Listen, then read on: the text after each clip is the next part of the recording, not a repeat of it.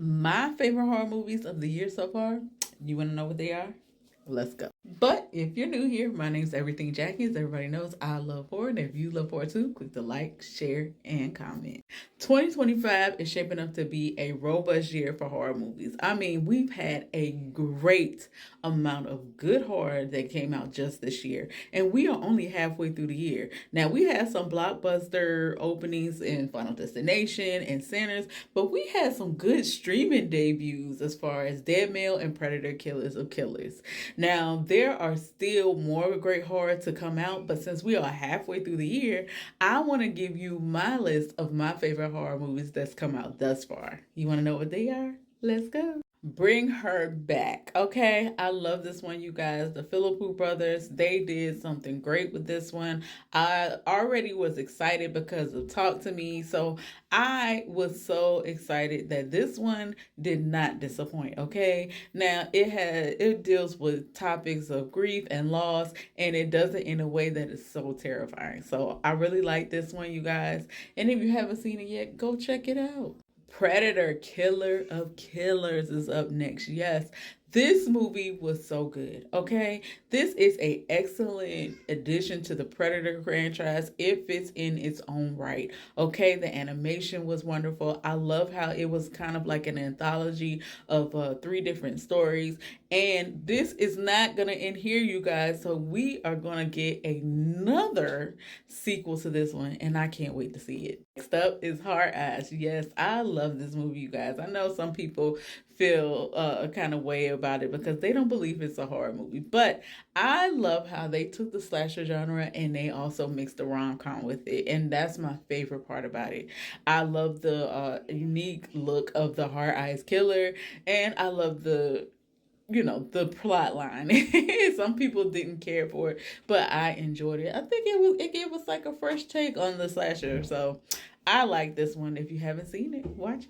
The Monkey. Yes, I love this one. Not only did this one give us some good gore and splatter, but it mixed it with comedy, which I love. I love my horror comedies. And I also love a good Stephen King adaptation. I think they did a great job with this one. I love Theo James in this one. And of course, Osgood Perkins gave it to us. So we're just getting off of Long Legs, and then he gave us this gem. I love the monkey. All right, 28 years later. I love this movie, you guys.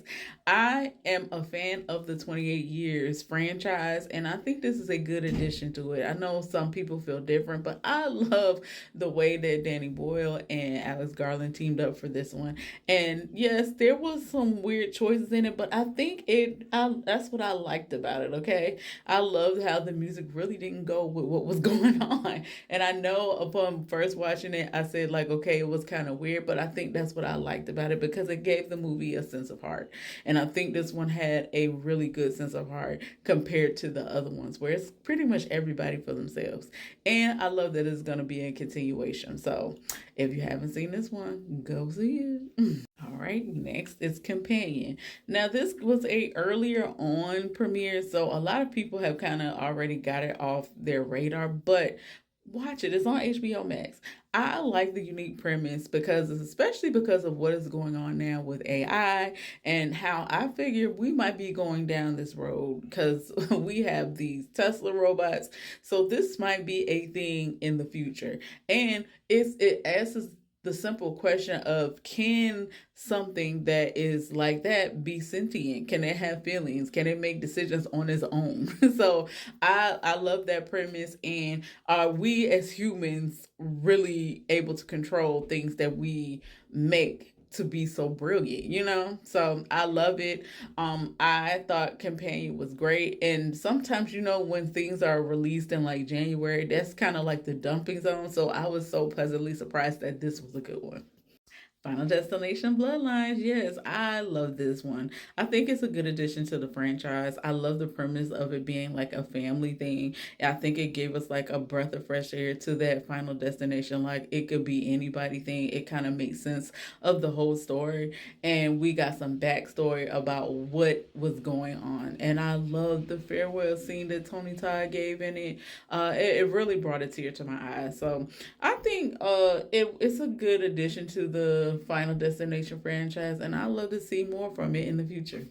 I really enjoyed this one, you guys. Dangerous Animals. I love the plot of a dangerous serial killer using sharks to kill his victims. Yes, this was a unique premise for me. I loved how it looked. The movie was beautiful. The plot was wonderful. I loved the performances from all the people that were in it. Completely unhinged, action packed from beginning to end. I love this one, you guys. And if you haven't checked it out, you better go see it. Now, I kept hearing so much about this one and it was on my radar, and I don't think it had a theatrical run, or if it did, it was very short, so I could not catch it in theaters. But when it came to streaming, I was so pleasantly surprised. I love this movie, okay? I love that it's from the perspective of the ugly stepsister and Cinderella, and it gives us a different take on how to see Cinderella too, and how maybe all the repercussions of what happens in Cinderella, how it affects everybody. So, and it has some themes on, you know, us as women trying to be perfect for other people. So I love this one. The gore, the horror, everything was perfect. The body horror in it. So this one, if it's not on everybody's list, it needs to be. Of course, my very favorite. And I didn't have these in any particular order. And I know I should have said this at the beginning of the video, but I didn't. But I just want to say, if I did, this was going to be number one regardless. Okay? Sinners. Of course, Michael Coogler's masterpiece.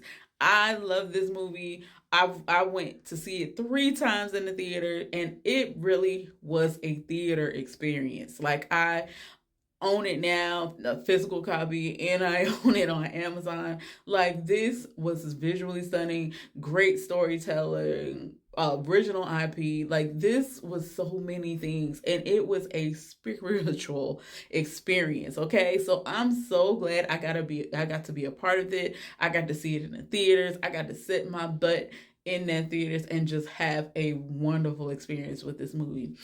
You guys, if this is not on half of everybody's list of 2025, then I'm really not going to take that person's opinion seriously.